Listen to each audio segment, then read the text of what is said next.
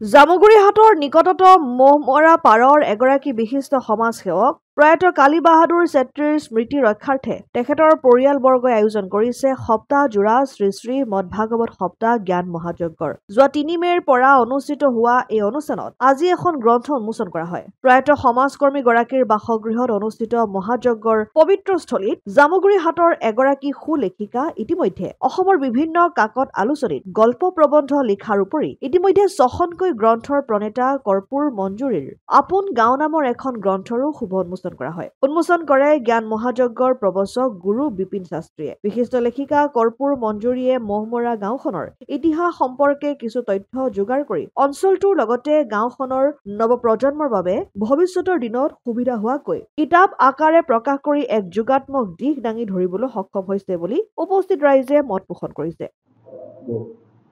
নমস্কাৰ। আজি মহমৰা পাৰ গাঁও যোৱা ৩ মে'ৰ পৰা যি ভাগৱত জ্ঞানৰ সপ্তাহজুৰি পালন কৰি আহিছে, এই ভাগৱত পাঠৰ অনুষ্ঠানত আমাৰ কৰ্পূৰ মঞ্জুৰীয়ে এখন কিতাপ গ্ৰন্থ তৈয়াৰ কৰিছে আৰু এই গ্ৰন্থখনৰ নাম হ'ল আপোন গাঁও।